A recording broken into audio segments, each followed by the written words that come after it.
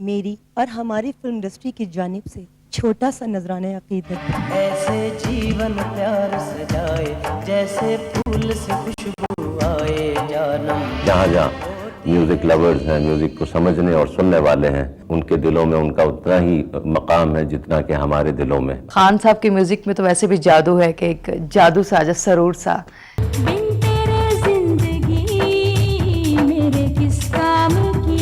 उन्होंने तसव्वुफ के कलाम को ऐसे हसीन सुरों में ढाला, इतना बड़ा लयकार मैंने नहीं देखा।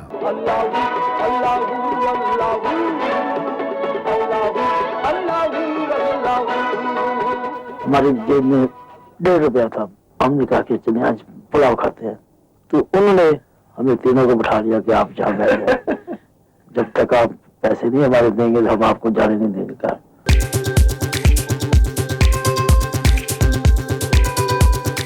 वो इस वक्त हम लोगों में नहीं है, हमारे दरमियान नहीं है, लेकिन उनकी आवाज हमेशा हम लोगों में रहेगी। ये तेरे संग तो वो मैं सीडी जब वहाँ लेकर गया, मलका पेश की, तो वो कहने लगे ये तो मेरे पास पहले मौजूद हैं, क्योंकि मैंने इंग्लैंड में ये खरीदी थी जब मैं पहली दफा आपको इंग्लैंड में सुना। 1996 he was selected as an outstanding artist of Asia.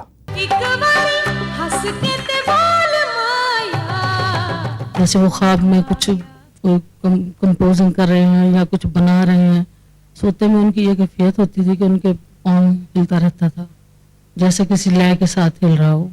बहन भाई नाराज भी होते हैं, खुश भी होते हैं, एक दूसरे को मनाते भी हैं, रूठते भी हैं, और वो ऐसा रूठा।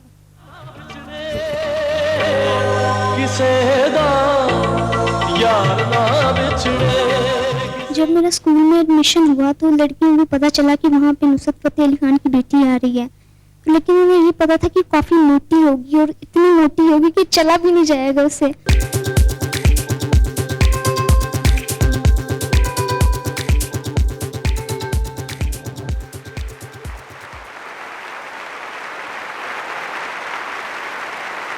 बिस्मिल्लाहिर्रहमानिर्रहीम।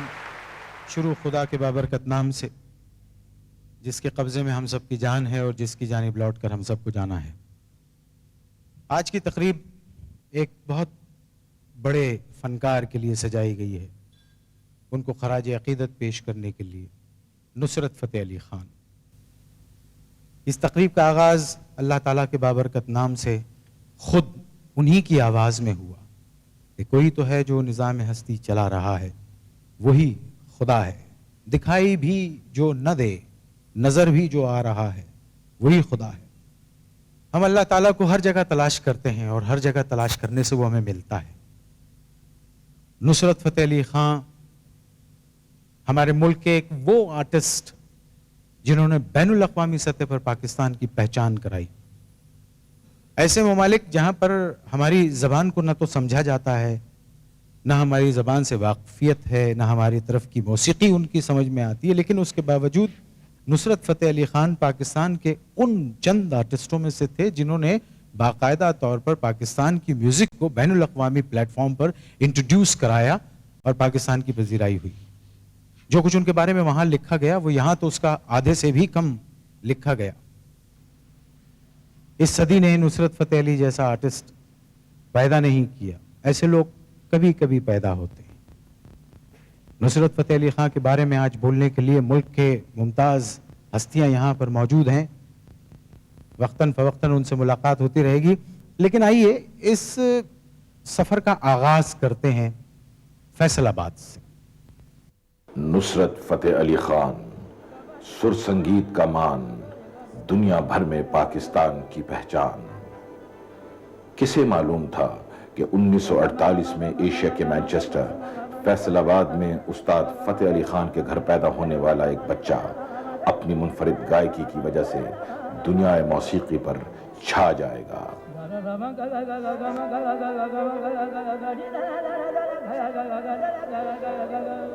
सदियों से कवाली की रवायत को जिंदा रखने वाला एक घराना हिजरत करके लसूड़ी शाह रोड पर वाक़े इस घर में आबाद हुआ। नुसरत फ़तेह अली ख़ान ने इसी घर में अपने बचपन के दिन गुजारे।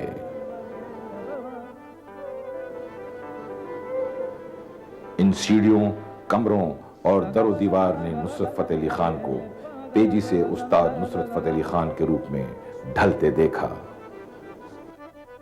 कहने को तो यह फैसलाबाद का कंपनी बाग है, लेकिन इसके दरख्तों ने कतरे को गोहर बनते देखा है। नुसरत फतेह अली खान के वालिद फतेह अली खान पत्थर के इस चबूतरे पर बैठकर नुसरत फतेह अली खान को सुरों के उतार चढ़ाव सिखाते रहे। मौसीकी की तरबियत के साथ साथ नुसरत फतेह अली खान ने इस्लामिया हाई स्कूल फैसलाबाद से मैट्रिक तक तालीम हासिल की। मेरा नाम मोहम्मद रफीक है। ये नुसरत फतेह अली खान साहब मेरे साथ पढ़ते रहे मैट्रिक तक, बचपन से मैट्रिक तक, और इनका क्लास में नाम परवेज हुआ करता था।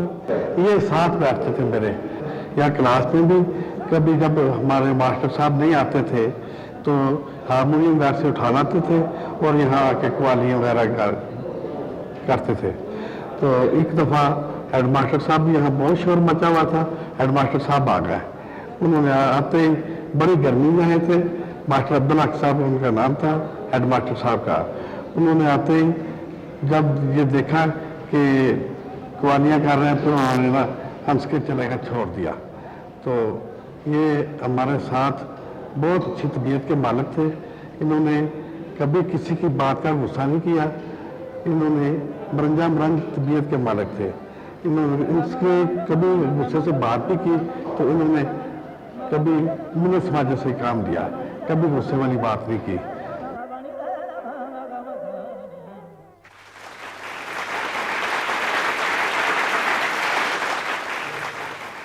बहुत से लोगों की उनसे मुलाकात यकीनन नहीं हुई होगी, वो बहस सिर्फ उनकी आवाज सुनते रहे होंगे, लेकिन इसके बावजूद लोगों की अकीदत और मोहब्बत का नुसरत फतेह अली खान से यह आलम है कि इस मुल्क का हर दूसरा आदमी, हर आदमी ये क्लेम करता है कि हाँ मैं नुसरत फतेह अली खान को जानता हूँ, हाँ मैं नुसरत फतेह अली खान को पसंद करता हूँ, हाँ मैं नुसरत फतेह अली खान को पाकिस्तान का बहुत बड़ा आर्टिस्ट मानता हूँ, हाँ नुसरत फतेह अली खान की आवाज से मुझे बड़ी मोहब्बत है। हम फनकार एक दूसरे की पजीराई में बहुत कुछ कहना चाहते हैं। इस वक्त हमारे दरमियान पाकिस्तान फिल्मी सनत की एक मारूफ फनकारा मौजूद हैं जिनके तारुफ की कोई ज़रूरत नहीं। जब उन्हें इस तकरीब के बारे में बताया गया तो अपनी वो गुनागू मसरूफियत छोड़ के नुसरत फतेह अली खान की मोहब्बत में यहाँ तशरीफ़ लाई हैं। उनको खराज अकीदत पेश करने के लिए इस्तकबाल कीजिए। वो खुद भी हमारे मुल्क का एक सरमाया है और दरख्शां सितारा है। तशरीफ ला रही हैं रीमा।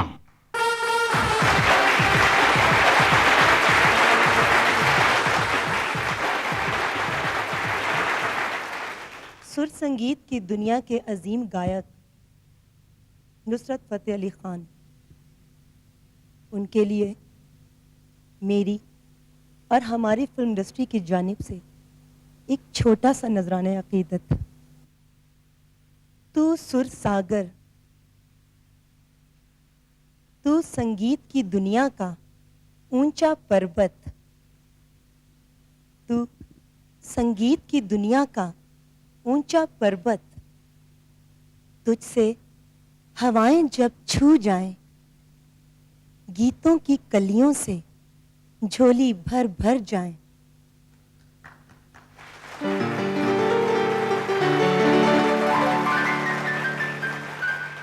दिल और कान के आंगन में ढेर लगाएं। तू सुर सागर, तेरी लहर लहर में एमन भेरों भीम की दोशीज़ाएं, सागर की अल्हड़ मुटियारें, रागनियों की चंचल डारें, मचलें नाचें, भाव भेद के नृत्य दिखाएं।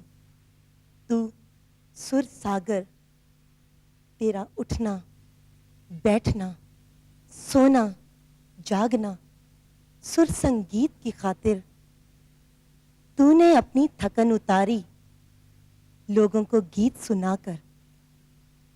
तूने लाखों और करोड़ों इंसानों को अपने सुर से, अपनी लय से सुख बख्शा है।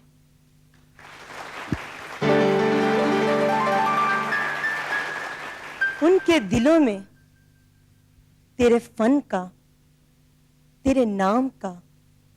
देख, दिया अब भी जलता है और ये दिया हमेशा जलता रहेगा, हमेशा जलता रहेगा, हमेशा जलता रहेगा। शुक्रिया। तेरी आवाज की जादूगरी से न जाने किस जहां में खो गया हूं। इसी आवाज से चौंका था लेकिन इस आवाज में गुम हो गया हूं। नुसरत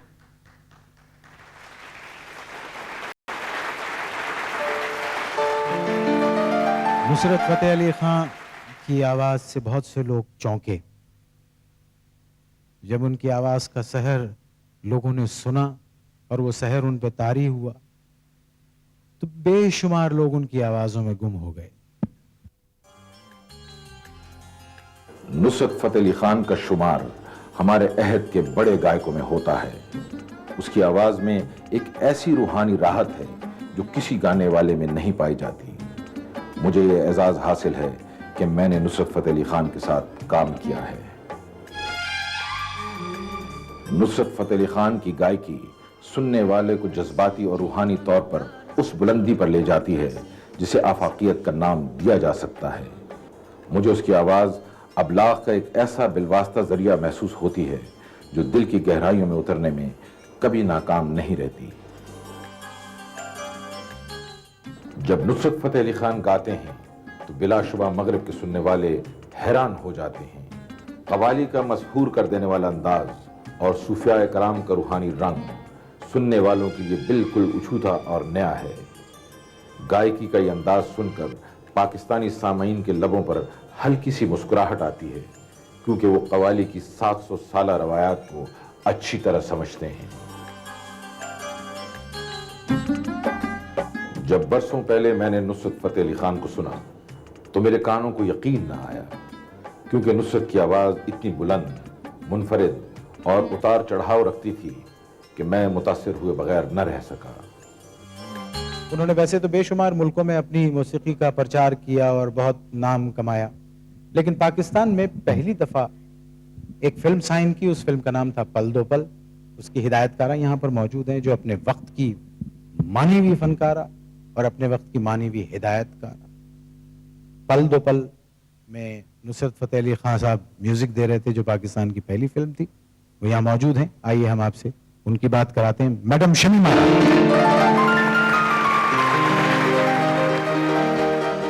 बड़ी मुश्किल से वो राजी हुए होंगे फिल्म में म्यूजिक देने के लिए।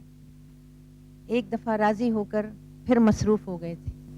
वो वादा कर गए मुझसे और इतने मसरूफ हो गए कि कहने लगे कि भाई अब ये थोड़ा सा टाइम लगेगा। हमने कहा हम इंतजार करेंगे जब तक। और आपने इंतजार किया? और मैंने इंतजार किया और नसीब में चूंकि मेरे ही था कि खान साहब मेरी ही फिल्म में म्यूजिक दे तो अल्लाह ताला ने मेरी ये ख्वाहिश पूरी की। तेरे प्यार में, इंतजार में, हम सारी सारी रात जागे, हम सारी सारी रात जागे।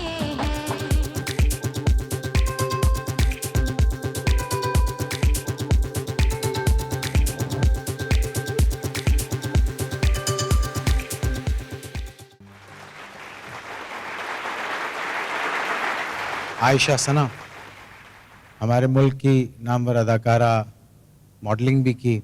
उनसे कुछ बात करते हैं।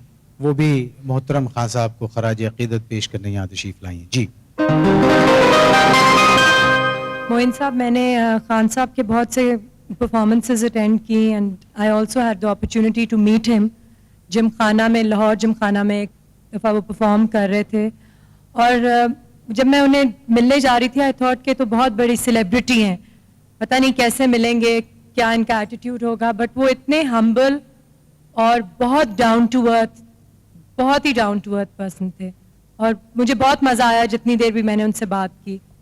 And I think that in losing Khan sahab the world has not only lost a music maestro but a very very good human being also. बहुत आपने एक बात कही कि बड़े हम्बल थे, बहुत डाउन टू अर्थ थे। तो यही कुदरत का निज़ाम है कि जिस दरख्त में फल लगता है वो दरख्त झुकता चला जाता है और जो दरख्त झुकते नहीं हैं वो टूट जाते हैं। इस वक्त हमारे दरमियान फिल्मों के एक डायरेक्टर मौजूद हैं, शहजाद रफ़ीक। अस्सलाम वालेकुम। वालेकुम अस्सलाम। कैसे हैं आप? बहुत ही अच्छे। कुछ अपने निकाह के बारे में बताएंगे? 87 में हुआ था। नहीं, मैं आपके निकाह नहीं, फिल्म, आपकी जो फिल्म थी निकाह, उसके बारे में पूछ रहा हूँ। वो 98 में हुआ था। 98 में। उसके बाद आपने दूसरी फिल्म बनाई घूंघट। पहली फिल्म घूंघट थी, दूसरी निकाह, तीसरी रुखसती। नुसरत फतेह अली खान साहब के बारे में बहुत सारे लोगों ने अपनी मोहब्बत का इजहार किया, आप कुछ कहना चाहेंगे? मेरे ख्याल में कुदरत ने जब कायनात को तश्कील दिया, उसने उसमें चांद, सूरज, सितारे ये तख्लीक किए। इसी तरह फन मौसीकी में नुसरत फतेह अली खान कुदरत की एक खास तख्लीक है। बात मौसीकी की और गानों की हो रही है, आपको एक खूबसूरत गीत सुनवाते हैं और इसे पेश करने के लिए फिल्म इंडस्ट्री की एक नामवर आर्टिस्ट हैं, किसी तारुफ की मोहताज नहीं। इस्तकबाल कीजिए, तशरीफ ला रही हैं शाहिदा अमीनी।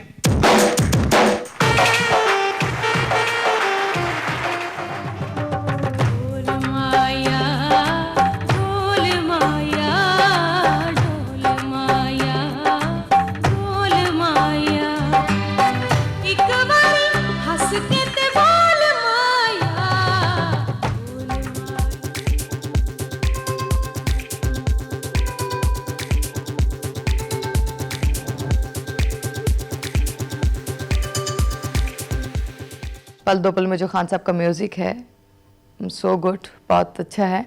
और मैंने भी इस पे जो परफॉर्म किया है तो मैंने महसूस किया है कि मैंने बहुत अच्छा परफॉर्म किया, बिकॉज इसलिए कि म्यूज़िक बहुत अच्छा था।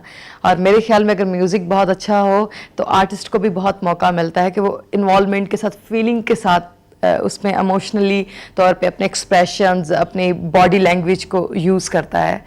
तो खान साहब के म्यूज़िक में तो वैसे भी जादू है कि एक जादू सा, सरूर सा।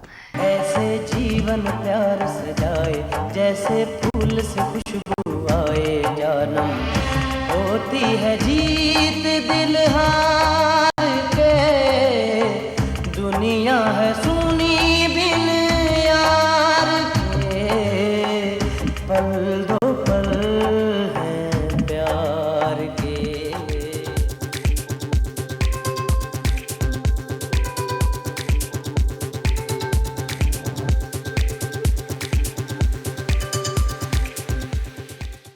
कई साल मैंने नुसरत को बाहर नहीं भेजा और ना ही जाने दिया, हालांकि मौका भी था। इसके बाद मैंने नुसरत को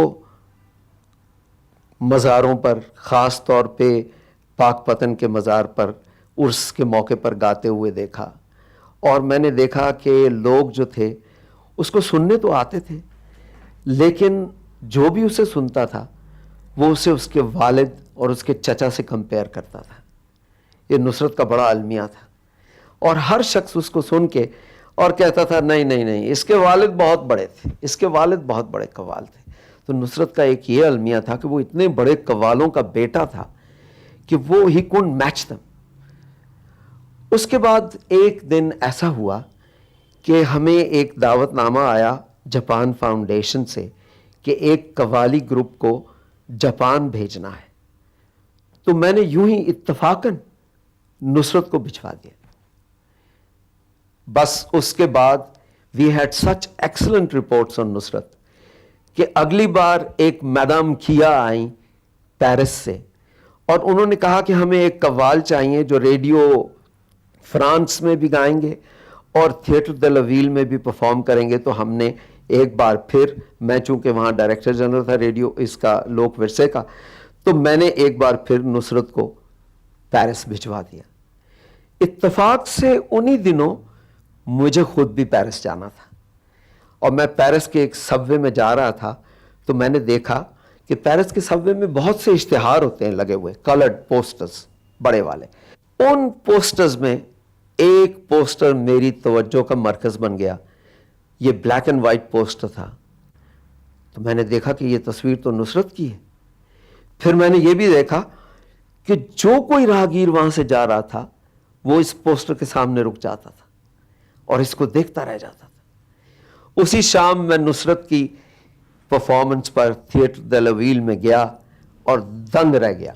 मैंने जो रिस्पॉन्स नुसरत का देखा है, मेरी आंखें खुल गईं। उसके बाद there was no stopping Nusrat. Nusrat was a world figure there after.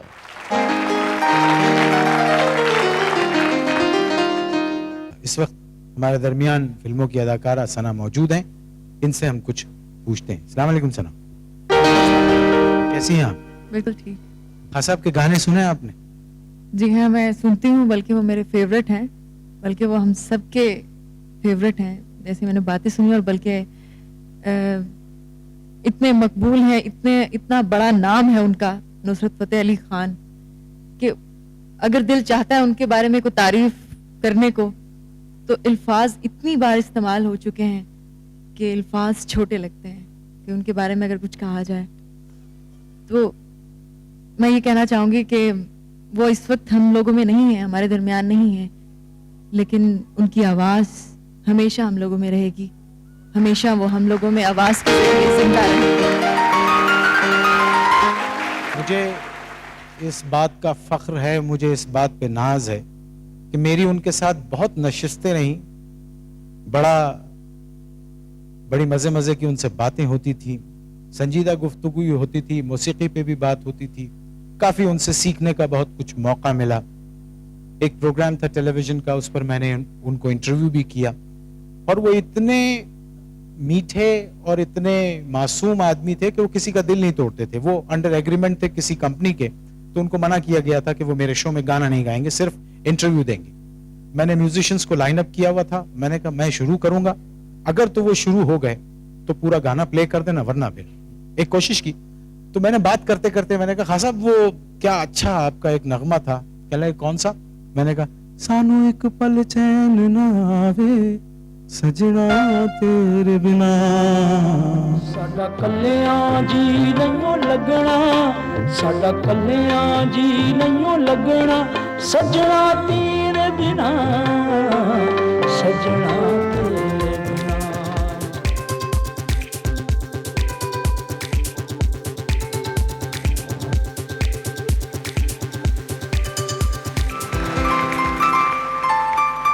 ये जो गीत है, सानू एक पल चैन ना आवे सजना तेरे बिना, ये बिल्कुल फिट बैठता है एक ऐसे साहब पर जो 24 घंटे में से तकरीबन 28 घंटे उनके साथ रहा करते थे, और वो थे उनके मैनेजर, उनके दोस्त हाजी इकबाल साहब, जो यहाँ मौजूद हैं।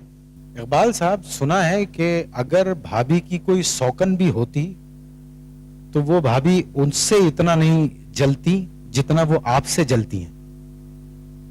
ठीक है ये जो कह रहे हैं, क्योंकि खान साहब ने हमेशा मेरे साथ बहुत वक्त गुजारा है, बल्कि वो घर टाइम कम देते थे, मेरे साथ ज्यादा रहते थे, इसलिए उनको अक्सर शिकायत रहती। मतलब आपने खान साहब को घेरा हुआ था कि ये कहीं इधर उधर ना होने पाए? जी, मैंने फुल घेरा हुआ था ताकि इधर उधर ना होने। तो एक बात अर्ज करूं आपसे कि खान साहब की प्रमोशन में, जाहिर है आर्टिस्ट की उसका अपना फन, उसकी कला तो अपनी जगह पर मौजूद रहती है, लेकिन उसको प्रमोट करने वाले भी चाहिए होते हैं। ये दुनिया का एक शो बिजनेस का एक बेस है, एक उसूल है, और इकबाल साहब ने बड़ी प्रमोशन की उनकी। जब उनको टाइम नहीं दिया करते थे, और मुसलसल यहाँ से अमेरिका से टूर करके आए, ऑस्ट्रेलिया चले गए, ऑस्ट्रेलिया से टूर करके आए, एक दिन रुके कनाडा चले गए, वहां से आए फिजी आइलैंड चले गए, वहां से आए जापान चले गए, तो कुछ कहते नहीं थे कि इतना काम ना करवाओ मुझसे? नहीं, ये तो वो नहीं कहते थे, क्योंकि वो उनको इतना शौक था अपने गाने से और इतना प्यार था, तो इसलिए वो मुझे इस मामले में कभी नहीं कहते थे मैं थक गया हूँ, या क्योंकि उनका एक मिशन था कि ताकि मैं तमाम दुनिया में अपना जो म्यूजिक है मेरे अंदर है, वो तमाम दुनिया को ये सुनाऊं, और ताकि लोग सदियों तक याद रखें। आखिरी जो उन्होंने एग्रीमेंट साइन किया था, वो मैडोना और माइकल जैक्सन के साथ कोई एल्बम बनाना चाहते थे? डोना में पीटर भी था, मैक जैगर भी था, और उसमें वो क्या बोलते हैं माइकल जैक्सन भी था, और पैवारोटी भी था, एक वो बड़ा स्पेन का सिंगर वो भी था। उसके साथ ये आखिरी एग्रीमेंट हमारा तय हुआ था, वर्जन कंपनी जो वो कर रही थी। अच्छा, ये आइडिया किसका, पीटर गैब्रियल का था? ये पीटर गैब्रियल का आइडिया था। अच्छा, एक बात बताइए, अभी आपने स्पेन का जिक्र किया, स्पेन भी तो गए थे खान साहब? हाँ जी, स्पेन हम ग्रनादा में शो करने गए थे। और सुना है आपने उस ऑडिटोरियम में शो किया अलहमरा में, जो कभी कभी खोला जाता है। तो खान साहब के लिए, खान साहब ने जब उन्होंने बोला हम ग्रनादा में शो करेंगे, तो खान साहब ये मेरी ख्वाहिश है कि अलहमरा ग्रनादा में जो हाल है उसमें, क्योंकि वो मुसलमानों की बड़ी फेमस जगह है, मैं शो वहाँ करना चाहता हूँ। तो खान साहब के लिए वो पहली दफ़ा वहाँ खोला गया और खान साहब ने वहाँ परफॉर्मेंस की। Nusrat came to Spain and he performed in a very spectacular place. It is a Muslim palace in the south that probably many Pakistani people know. It is the Alhambra. And this palace has near, but not belonging to the palace, some gardens already prepared for concerts. But no, this time the Queen helped Nusrat to play in the very, very same palace. उस hall में सुना है Spain की मलका भी थी। वहाँ Spain की मलका ही थी। तो खान साहब ने मुझे बोला आप ऐसे करें, सीडी जितने मेरे हैं वो स्पेन की मलका को पेश करने हैं। तो जब मैं वहाँ सीडी, ख़वातीन कता कलाम होता है, ये जरा बात को ध्यान से सुनिएगा, ये एक बड़ी अजीब बात है और मैं समझता हूँ कि किसी आर्टिस्ट के लिए इससे बड़ा और क्या एजाज होगा कि एक मुल्क की क्वीन, एक महारानी, वो क्या कह रही है।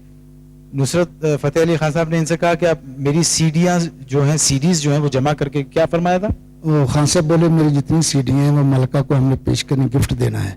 तो वो मैं सीडी जब वहाँ लेकर गया, मलका पेश की, तो वो कहने लगे ये तो मेरे पास पहले मौजूद हैं, क्योंकि मैंने इंग्लैंड में ये खरीदी थी। जब मैं पहली दफ़ा आपको इंग्लैंड में सुना तो ये अल्लाह और ये मसला मेरे, बहुत शुक्रिया, बहुत शुक्रिया। तो मेरा तो ख्याल है कि नुसरत फतेह अली खान साहब is the only music director who is known abroad, everywhere in the world. So there is no match, obviously. My all-time favorite Nusrat Fateh Ali Khan, and I feel proud कि मेरे ऊपर उनके गाने पिक्चराइज हो